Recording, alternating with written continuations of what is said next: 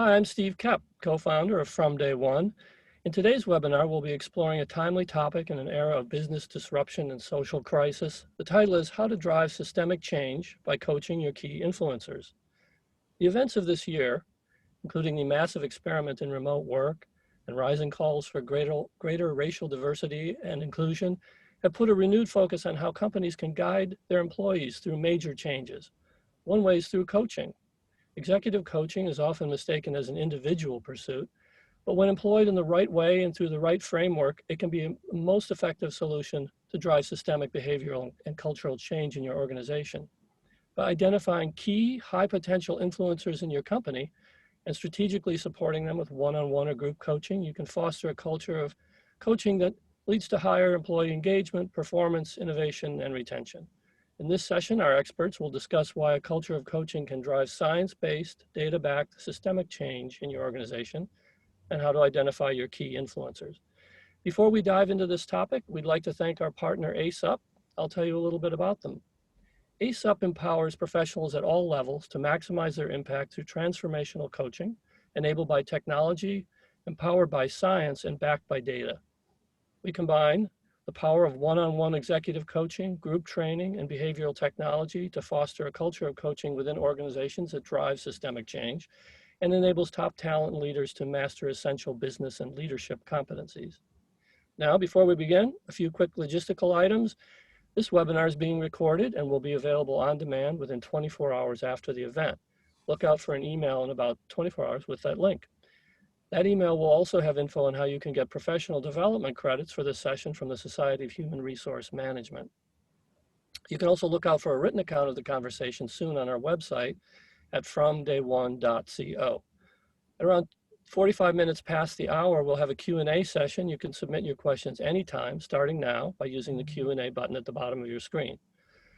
Now I'd like to introduce our moderator, the business journalist Lydia Dishman, who reports and edits for Fast Company on tech and leadership, and has written for CBS Money Watch, for Fortune, and the New York Times, among others.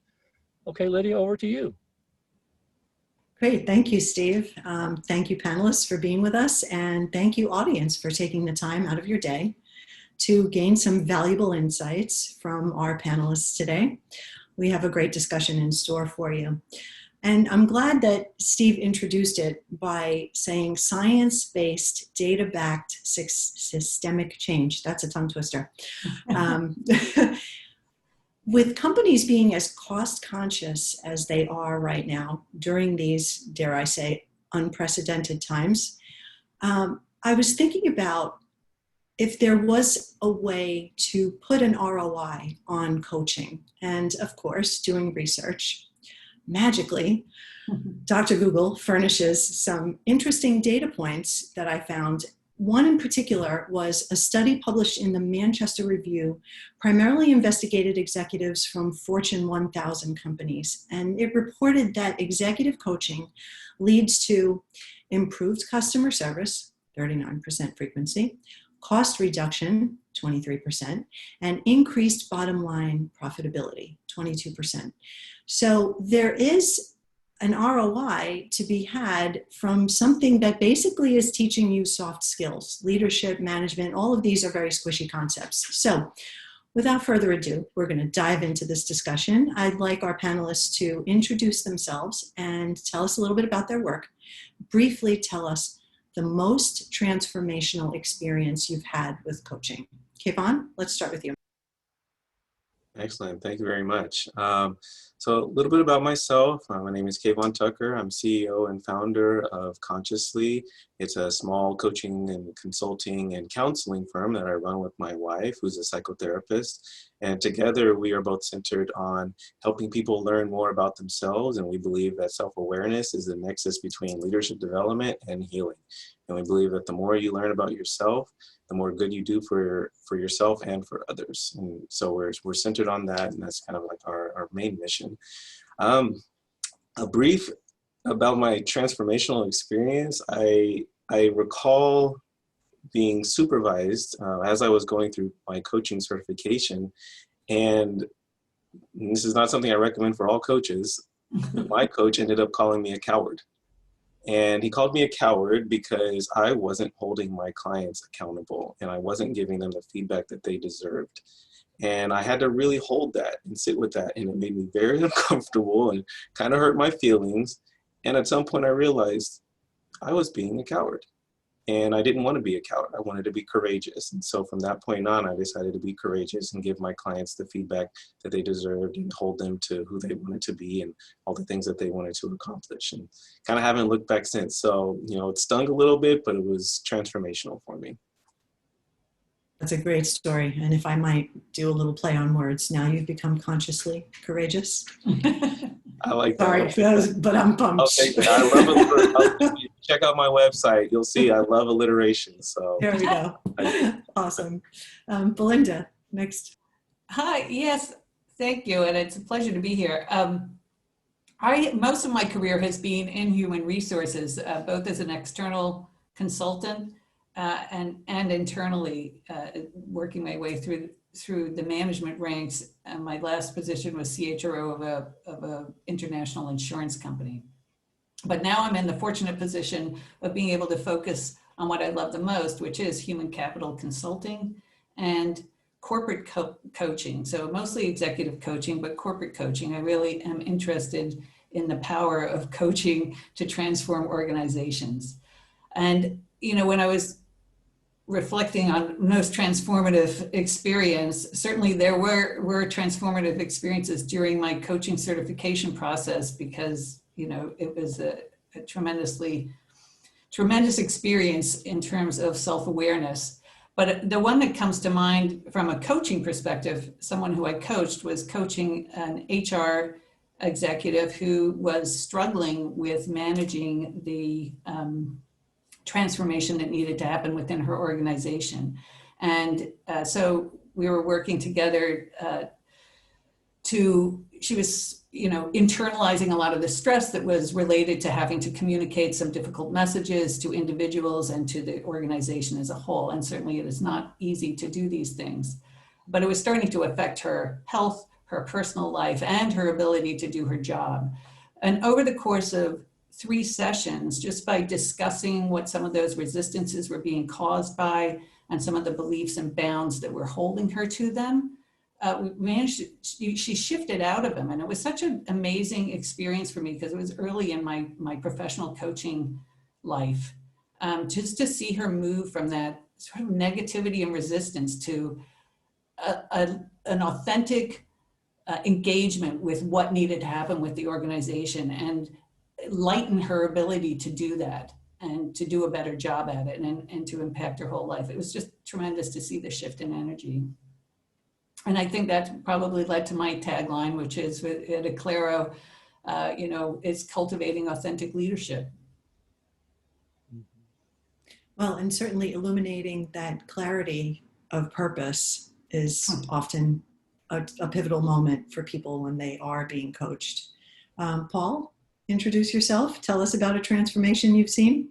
Yeah, Lydia, thank you. Thanks for the opportunity. My name is Paul Tripp.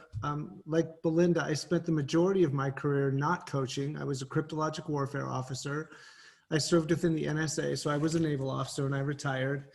And many years ago, someone drugged me to a coaching seminar in Texas. And I thought, oh gosh, here we go. I'm going to do this. And you know, I didn't want to go. And I had on my name tag, I'm emotionally absent. And at the end of the weekend, I was up in front of 40 people crying. And I knew like, this is what I wanted to do with my life. And I became a coach. And so Lydia, this morning at 3 o'clock, I woke up and this question about, you know, what was really transformative for me as a coaching experience, I've been giving it a lot of thought. And one of the things that I know about myself is really working together as a team and having trust and believe, you know, hearing honesty is really important to me. And when I was looking for a company to partner with, AceUp really was that company for me. And that was really transformative because the employees there and the group of people, they are who they say they are, and they're really true to their word. And that was really important to me to become, you know, in joining a company to serve as an executive coach.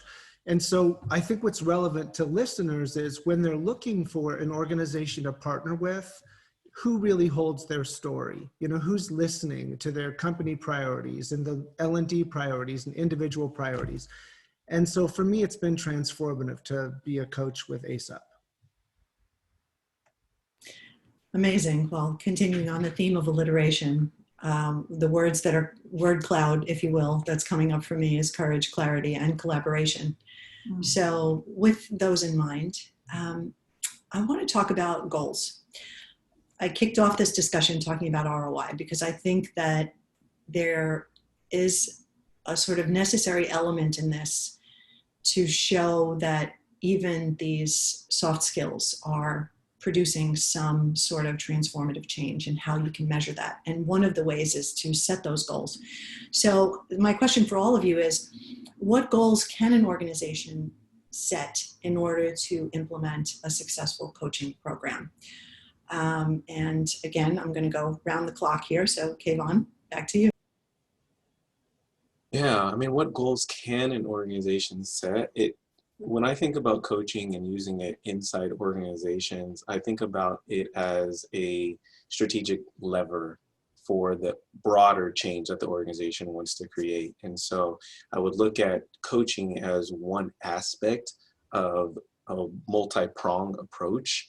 And so I would align the goals of the change, or I would align coaching to the broader goals of the change. And so if it's something like for HR professionals, if you're implementing a new system or even a new technology, it could be adoption, or if you're trying to change culture, it's, specific language or behaviors that you're looking to see.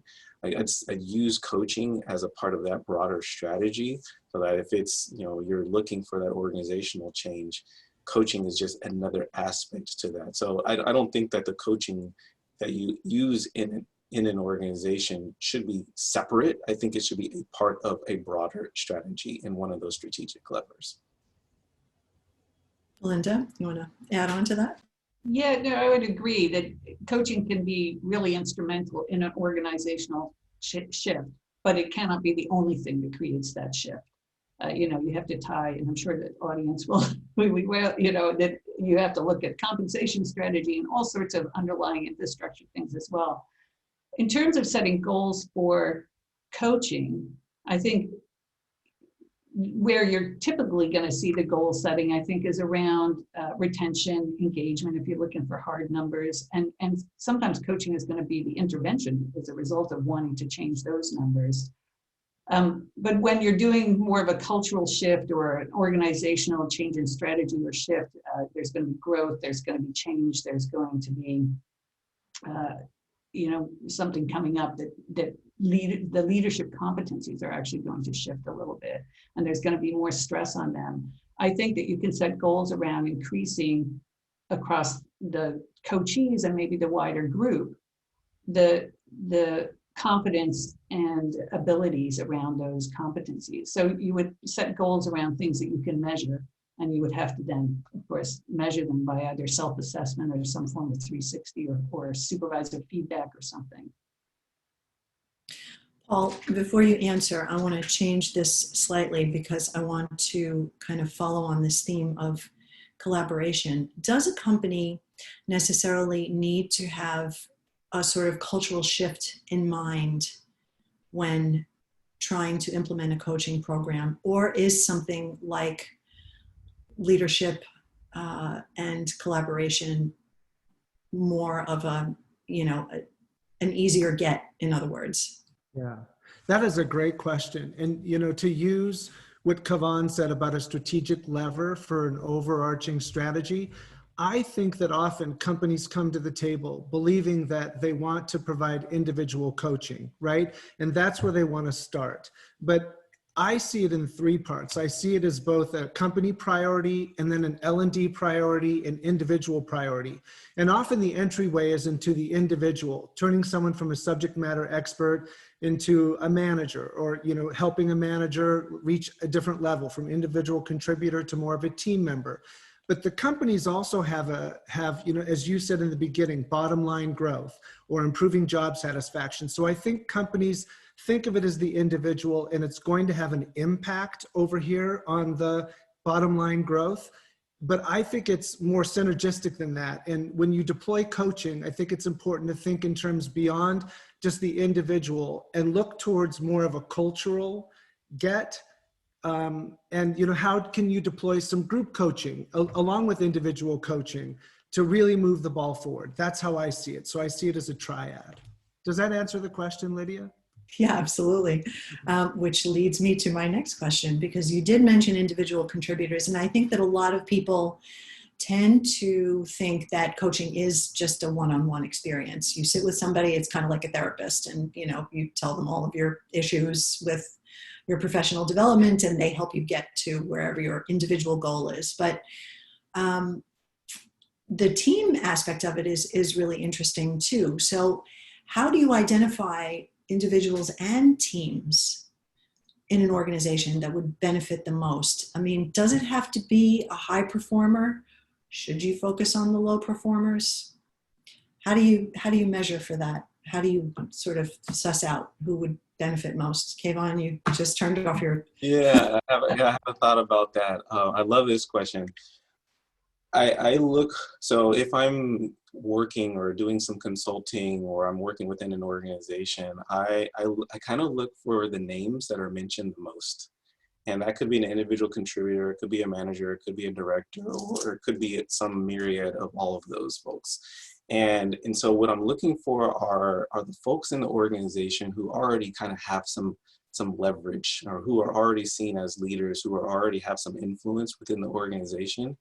And I do my best to cozy up with them, or at the very least pull them into the conversation. Because I think if you can, work with the leaders, not necessarily managers or directors or VPs, but the leaders in the organization, and then you can get them on board, one, with the idea of coaching, or two, get them on board with being a part of the change, and then you support them through that change. That's how you create real change in an organization. So that's a little bit of work for both the consultant or the coach, and also people who are supporting the change within the organization.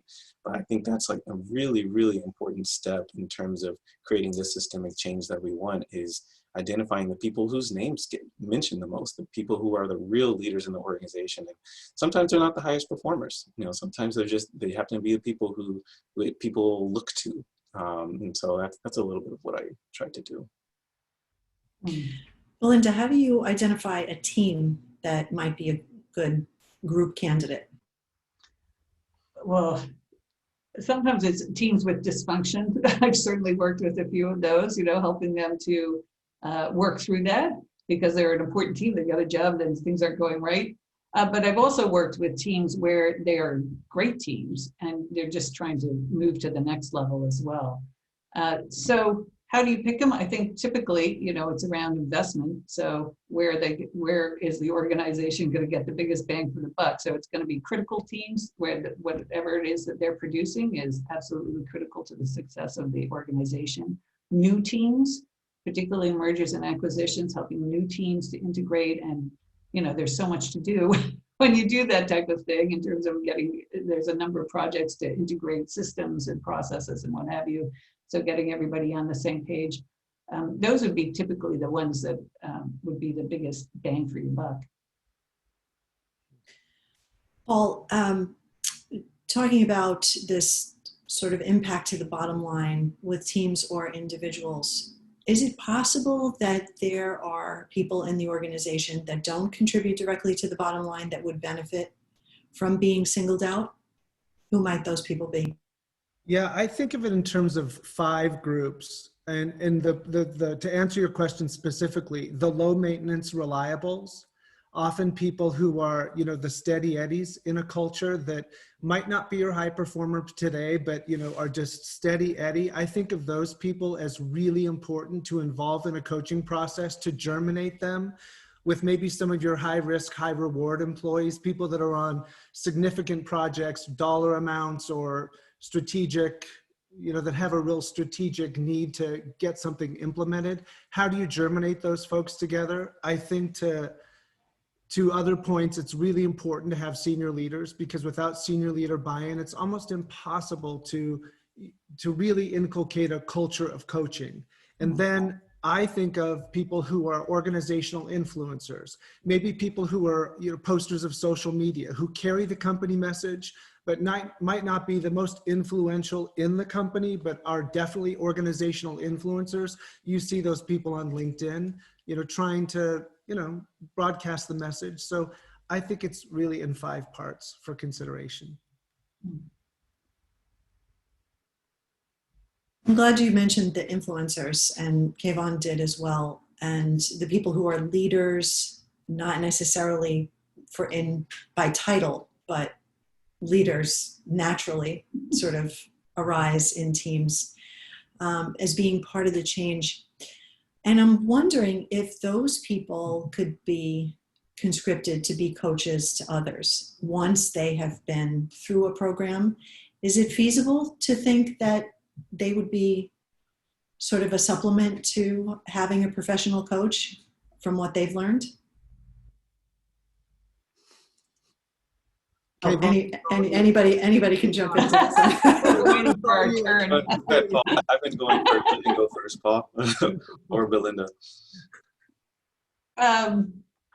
I think so. I think that whenever you are coaching within an organization or any individual, the individual starts to make some mindset shifts because of the amount of self-reflection and conscious action that is embedded in that process. So they take that out of the coaching arrangement once it's finished, and they will start to mirror it to other people. So I think it naturally will evolve.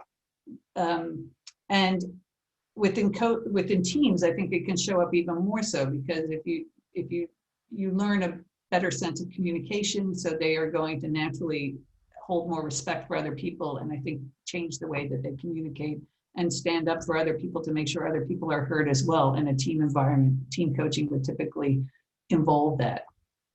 So I think so. I think that they could have an informal role. I think in order to have a more formal internal coaching role, you really do need to have some training.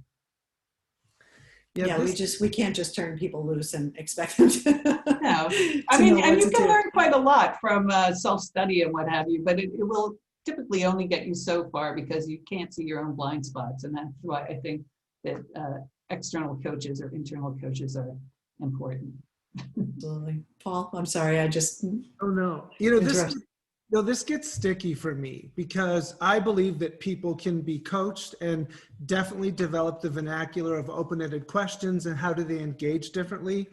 But I remember a few years ago, a Big 5 consulting firm approached me about being an executive coach, internal, and I interviewed and made it through 3 rounds. And at the 3rd round, I discovered that they wanted me to coach 60 people a month, once a week, only engagement, and then have a myriad of other responsibilities on my plate besides the coaching.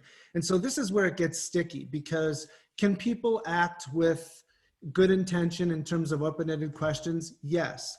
But I think that companies often say, well, you've been through the coaching program, so therefore you're a coach. Well, that's like saying you graduated from medical school so you could do surgery. You know, I think they have to be, you know, actively practicing and in their practice in order to grow. And we have to be really careful about how we dedicate people's time and engage them in a coaching scenario. And so that is my bias, I'll be honest. No, that's totally fine. And I think, you know, in a similar way, the people who lead up ERGs, employee resource groups, are often conscripted to do a lot of sort of volunteer work, and they still have to complete their own job at the same time. So, you know, they're connectors and influencers, but they have a regular job to do. So it's tough. Kvon, what do you have to add?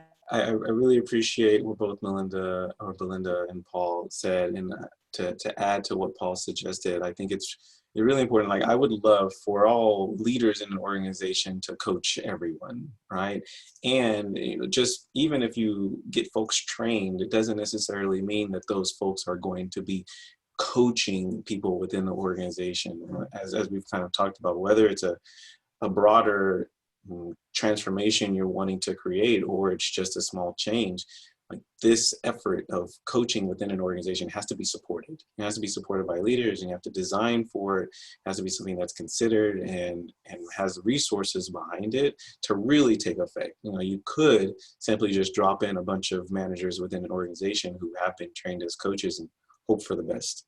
Right. And I'm sure that there would be some positive change that would come from that, but it's not going to be that long lasting, sustainable, systemic change that we're all going after. So you really have to be thoughtful about how you employ some managers or leaders as coaches within the organization. But I'm all for all coaches all the time. So. Well, I'm thinking about this in terms of also how long a person would spend being coached. And is there an optimum amount of time? Is it 3 months, 6 months? Is it even on the table to discuss such a metric? And also, how do you know if someone is really sort of getting stuck with a coach and isn't really progressing the way that they should? Like, is it time to make a switch? How do you understand what that stumbling block is, and should you switch it up every few months just to make sure that doesn't happen? Paul? Yeah, that's a great question. ICF, I believe, used to say 6 coaching sessions was the minimum, and I think now they've kind of moved away from that as a starting point. I think there's a difference between laser coaching, wanting to get in and solve a specific problem for an individual, and then coaching over a longer period where you can get meaningful change in both personal and professional. I've had a client one client specifically for 1.5 years, and I've had other clients for 7 months. And it's interesting in that you see the cadence happening as a coach in terms of people are maybe not making as much change as they did in the beginning. Some of that's natural at 3 months. And then maybe at 7, 8 months, they have another dip. And so I think it's really important as a coach to check in and say, this is what I'm noticing. Are you noticing the same? I had one client jump over from another coach. You'd asked that, Lydia, about when is it time to switch a coach to get growth? And so I think it's fluid. And so, yeah, I guess that's my answer. Did I answer it? I'm not sure I did, but No, that's okay. I mean, it could be an ambiguous answer. I don't know that there are any hard and fast rules. I'm just asking, from your experience, what you've seen. Belinda, what have you seen?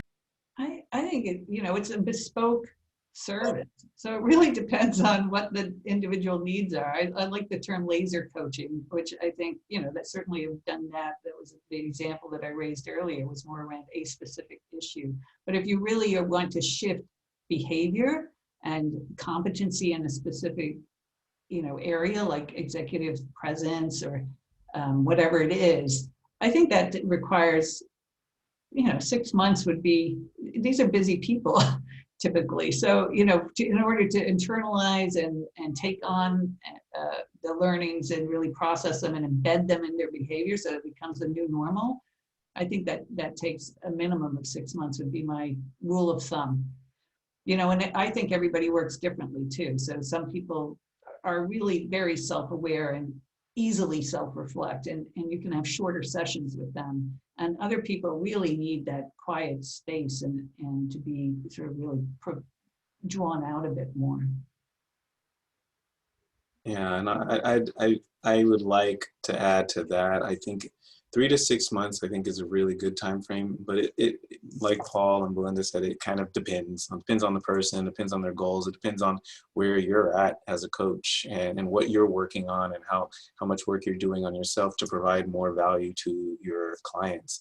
I think about like a 6-month engagement. I actually like to encourage my clients to take a pause and reflect and integrate the learnings, because we've been working really hard for 6 months and there's lots of things that have occurred. So I'm like, hey, how about we just maybe take a couple weeks off, see where you're at, see what you want for the next phase of your life.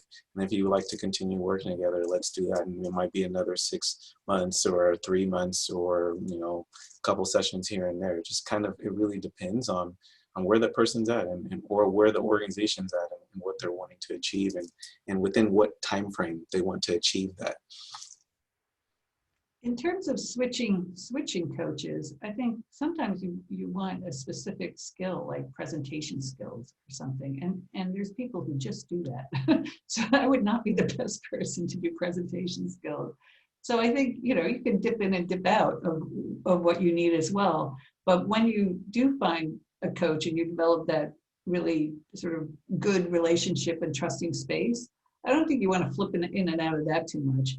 But that said, you may have some blind spots with that coach that coach is not able to help you with because they may have their own. I mean, coaches are human too, right? So maybe at some point, just like with the therapist, even though coaches are not therapists, but as an analogy, sometimes you move on because you kind of gotten as far as you're going to get. I just want to add to that too. Sorry, Lydia, you've clearly opened up a can of worms. It's a great topic. This is a great topic. I also think it depends on how the company has deployed, if it's a company sponsored coaching program, how they've deployed coaching. Is there training that's going hand in glove with coaching? Are you training around how to have a difficult conversation, or what does it mean to affect change across the organization? Because what happens is, as the individual grows, so does the company and their training, and then there's all these different things that maybe the individual didn't identify in the beginning. So it is a bit like a Disney ride, right? You go along and see different things as you move, and so it's individual to individual. Yeah, I'll add one last thing to this. Just because I love this topic and I love thinking about the journey of coaching, right? Like I think the relationship is the most important, and that's relationship with the client and the relationship with the organization.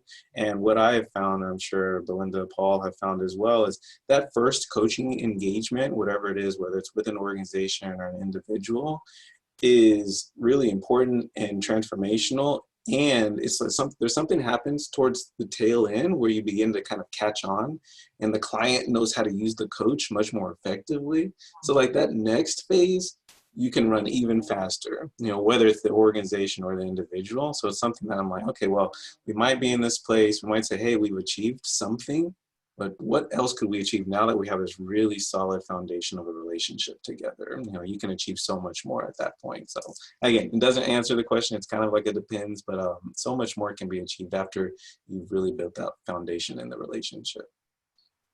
Well, I like what Belinda said about bespoke. And I think that, that is the answer in and of itself. But what I'm sticking on, and you're going to have to forgive me for using that wordplay, when I had professional coaching, I was literally stuck at the beginning because one of the first questions that was posed to me was, describe yourself in 10 words. And I was like, I'm a person of words. I'm just handed over my paper. And my coach was like, you have described yourself in relationship to everyone and everything in your life, but not you as an individual. And I was stumped. And it took me a while to kind of get unstuck from seeing myself that way. And so, personal stuff aside, I just wonder, what is management's responsibility as they're implementing these programs to sort of step in and say somebody might be stuck, and how do you get them over that hump? What's the answer to that? I think asking coachee feedback. I think just staying in touch with your coachees, and always, having that open door about it. I think a good coach would recognize it and flag it up themselves, or shift gears on how they were approaching the situation. Because I think, we don't want to stump the client. We want to challenge. Oh no. We don't want to have them, so it really is a matter of, adjusting. So we're meeting them where they are, for a phrase that's used a lot, and adjusting to what their needs are. And I think, to Kvon's point too, like that foundation, the coach also learns how to work with the client. So you start to know how they learn best and how to work with them. So I think you do start to pick up momentum, as you invest the time. Does that answer?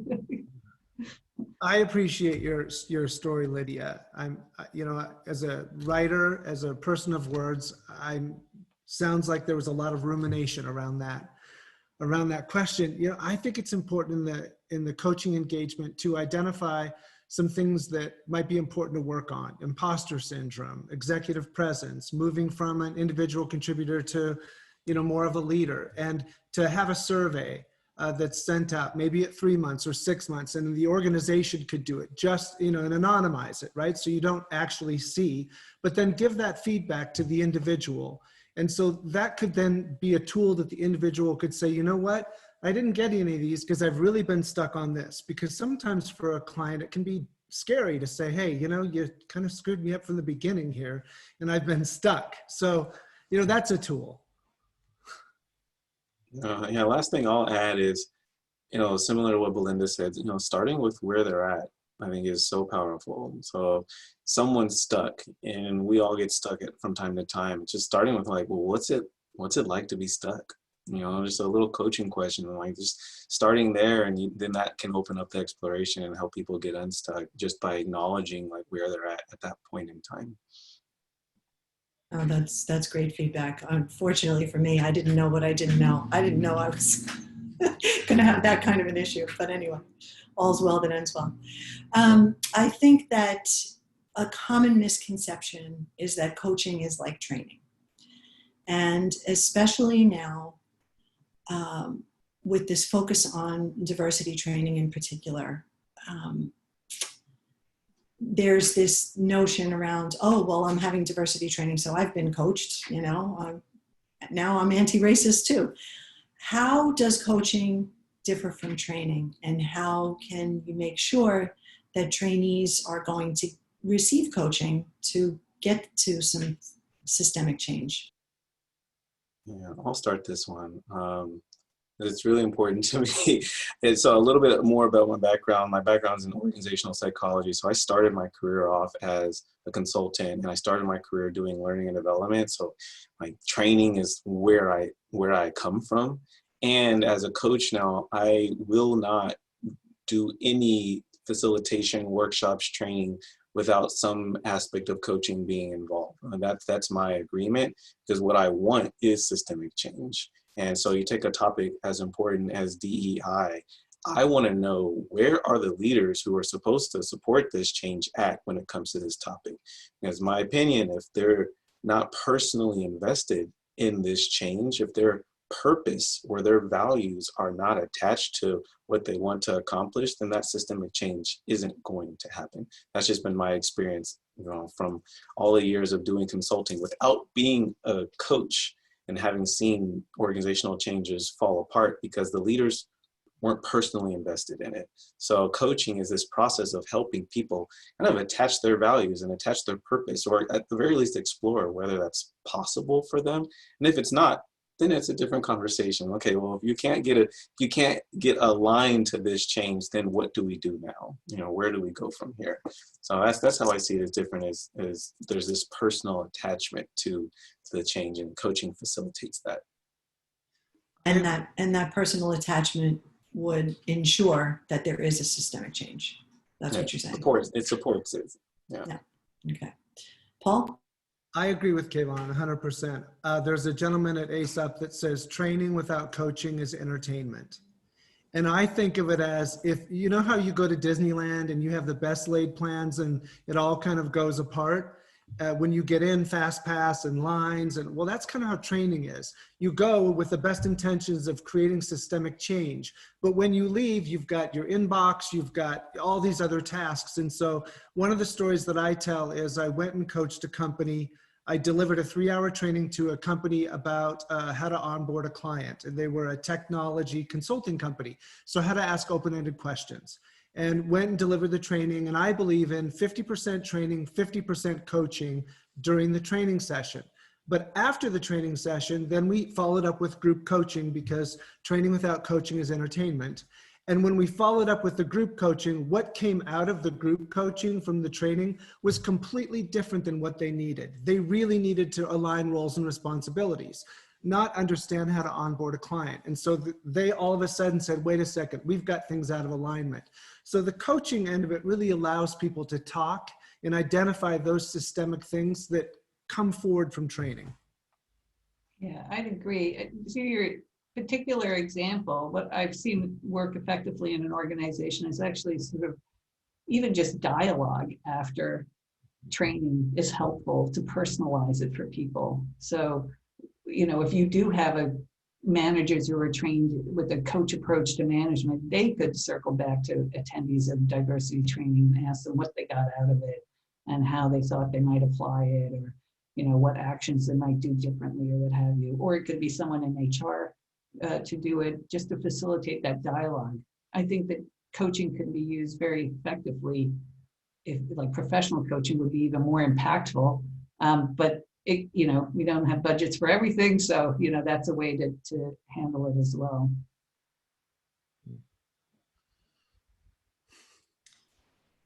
I want to touch on this notion of defining the success of a program.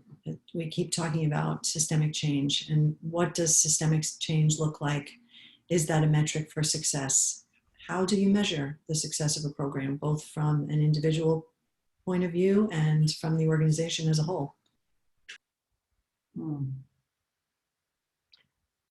Paul, do you want to handle this? I think Really, we're in agreement. We've talked offline, so we're in complete agreement that this goes. you're going to throw it to me. Okay, well, let's. I have a great example. Oh, do you have it, Kvon? Do you want to go? No, go ahead. I have a story. How do I measure success? I have an executive at a Fortune 500 company, white male in his 40s.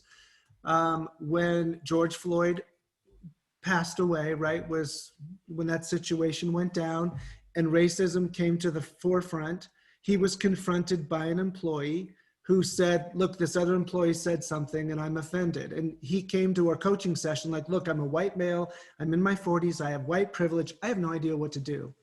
And we coached through it. We coached through it. And in the end, what happened is he decided to have a conversation with his entire team. It's like 500 people. Have a conversation, bring them together, have an HR representative, and he decided to coach through it.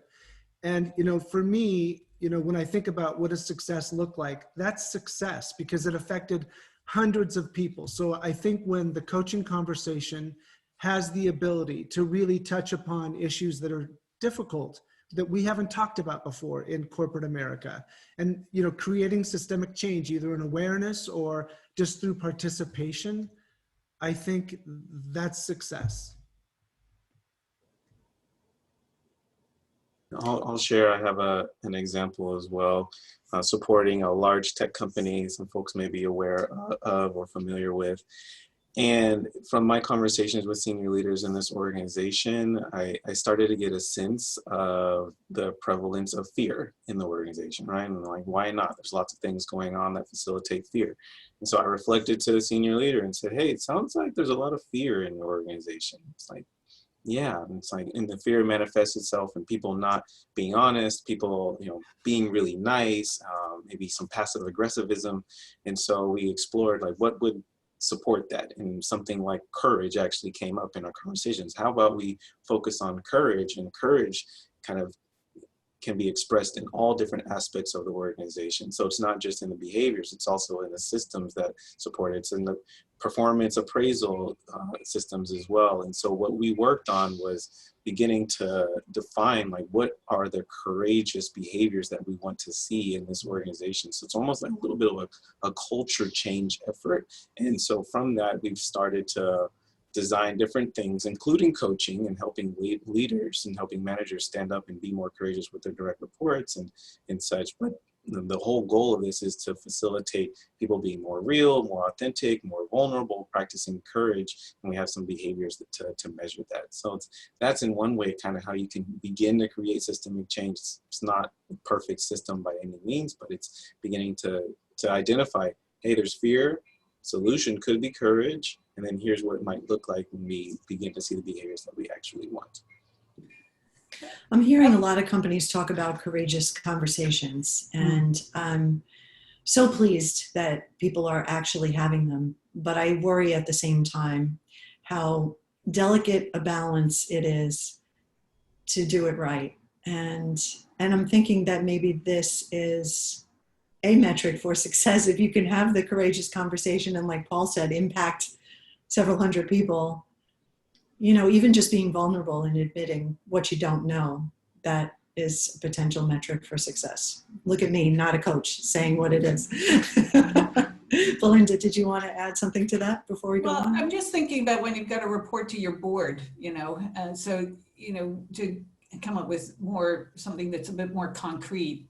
I think you measure in your engagement surveys, for example. So I think there you can measure things like how comfortable people feel being themselves, bringing their whole self to work type of thing. And I think you can start to measure a shift in that. And also in your turnover stats, again, like those are things that you can show measurable change. From an L&D point of view, you can measure shifts in overall competencies of particular competencies that are of strategic importance to the organization, or cultural values. That's often on engagement surveys. Do you know what they are? And how much do you believe that the company is really embedding them? Well, we're going to move to the audience Q&A portion of the discussion. But first, let me have Steve come back for station identification. Thanks, Lydia. Thanks to everyone who's participating in our From Day One webinar on driving systemic change, and to our sponsor, AceUp. At this time, we'll be taking some questions from our audience, some of which have already landed. Lydia? Thank you. So this notion of systemic change keeps coming up in the questions that I'm seeing here, and we've touched on it throughout, but this particular attendee, I think maybe we can kind of thread it all together. You've been particularly focused on defining coaching, but how can you help to illuminate the connection between coaching and systemic change? Perhaps some examples would be helpful. So the connection between coaching and systemic change, how do you express that? Yeah, so I'm working with a company right now who we've been coaching individuals. And we did some group coaching, and these individuals have identified as middle managers that they no longer believe the story of senior management. And they came to that conclusion. So I brought the senior managers together, and the senior managers hadn't heard that before. Because there's always what the company says, what people see, and then the underlying assumptions of employees. And so we brought the underlying assumption of employees up to senior level management. We anonymized the data, and now it has started a conversation between senior level management and middle level management around what needs to change. And so I think that's one example. Someone else want to add? It's okay if we can go on to another question. I have something. When the connection between systemic change and coaching is similar to what I think I first kind of mentioned, which is I look at coaching as this lever for systemic change, right? So I wouldn't try today, and my little bit of wisdom, I wouldn't implement any kind of large scale or even small scale systemic change, something that you want to stick, without adding coaching. Maybe I'm biased because I'm a coach, but I think it's just really important to be considered as another lever for change. Of course, you need to have your change champions, and maybe some of them are getting coached. You need to have your systems, you need to have your comms, all the things that you want to do when it comes to change management, and then add coaching. And I promise you, your change will be more successful if you add coaching to that mix. Coaching can't be it. You need these other things as well to really, really support the broader systemic change that you want. But coaching really facilitates that systemic change. Somewhat related, what kinds of organizational changes are most affected by this kind of approach? Is it usually about attitudes or more concrete things? I think it can be around behaviors as well, and also the shifting priorities, because if you need to undergo rapid change and innovation is going to be more important, or changing the way you do things, because like this year has been a great year for some example of that. You could suddenly change everything you need to do. Coaching can be hugely supportive with that, for that.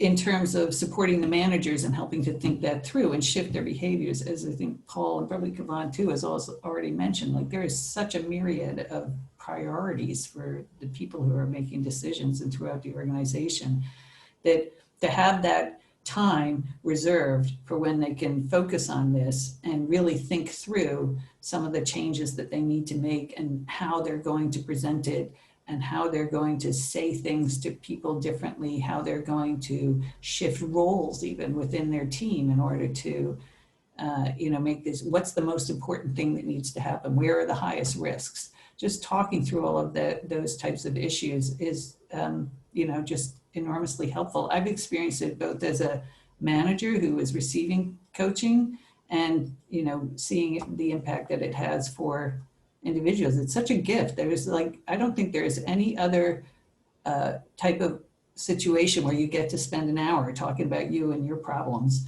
with the devoted listening of somebody who is there 1000% just to help you. It really is a gift, and it pays off. I think it lifts your mindset, your ability to do it. It's tangible, but it's also just energy wise, like you are supported. Yeah, I'll add to that question. It's like, what was it, attitudes or more concrete things? And so I'm imagining that concrete things are maybe things like technology or like a new system that's being implemented. Regardless of what the change is, similar to what Belinda said, there's going to be a reaction to it. There's going to be a perspective about it. And so often when you implement anything new leader, new system, new technology, people have reactions. And what coaching does to support that is help people kind of wrap themselves around the reaction that they're having to whatever is changing, whether it's culture or whether it's the tools or systems. So I think that coaching can be a part of any change management strategy. I think it should be a part of every change management strategy to really support it, regardless of what the new thing is or what the change is about. Did you want to add, Paul or Belinda? I thought maybe it's useful to add an example. So even a changing role is a good example. So when someone is shifting roles or moving from subject matter expert up to where they're going to be now supervising their peers, it's often a difficult transition. And coaching can be so helpful in making sure that that's a successful, or as quickly as possible, a successful shift. I've worked with a number of clients around preparing for meetings, just thinking about, okay, I'm going into this meeting. This is an important meeting. This, that, and the other needs to happen. So getting clear on what I need out of this meeting. Who are the stakeholders who are in the room? Who are the stakeholders who are not in the room? What are the potential reactions of the people around the room? And preparing for those reactions. Practicing what you're going to say until it feels like it's, it's authentic. You're happy with the way it's going to sound, and you can say it with conviction. And the tangible result of that is that when people go into those meetings, they're having much better success. It has a sort of knock-on upward spiral thing happening, but also shifts the respect and trust of their team, who need them to be a leader, need them to take on that role. Here's another. How transparent should a company be about its program to mobilize individuals to pursue a particular agenda?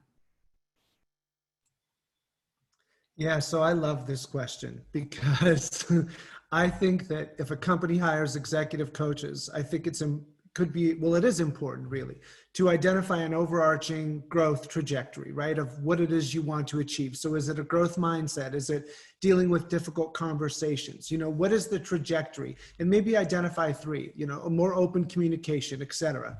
But as I'm sure Belinda and Kvon know, as soon as you get into coaching, it's personal, it's professional, they're interwoven, it's, something else that they had, a difficult coworker. And so, I think the trajectory is important for the company to be able to kind of measure the ROI and determine how they want to move forward with creating a culture of coaching. But I don't think it's dictatorial in that that's the only thing that the coach could talk about. Yeah, I think the coach can keep that as an overlay, right? So it's a context. That's what's important to the organization. And you can, hold that context up for your client when you're working on them on an issue, remind them of it once in a while. You know, they're still driving their actions and what have you, but it's still, having that context is hugely useful for the coach and thereby for the organization. You want to add something, Kvon, or? No, I think they both answered it really well. I think I agree. I think it's very, very, very important that the organization and the client are clear on like what the broader goals are for the for the client, if it's an organization, or for the individual coachee or client. So, yeah. We have time for another, I believe. Christina wants to know, how do you get buy-in and maneuver through the conversation of I like change, but any suggestion or idea to create real change within the company is met with a brick wall or is ignored by upper management? The buy-in question. What wisdom do we have for Christina? Maybe throw back a coaching type of question. How important is this change to you? What will it mean, you know, to the organization to get real change, this particular change, ideally? Yeah, I love that. I love that response. I look at, often when I sit down with a client, you know, it might be a consulting call, and I'm doing coaching at the same time. So sitting with a senior leader, asking them coaching questions like Belinda mentioned, like, okay, like what's your vision for your organization in 6 months? You know, like, where do you want to be? How do you want people to feel as they walk around the office? You know, if you're thinking broadly speaking, those are coaching questions. They're also good consulting questions. So it's really getting the leader or the person who needs to support this change inspired by what's possible, I think is a good way of going about it and kind of getting that buy-in. If you can get them excited about what's possible and get them aligned, and then you can move and work with them.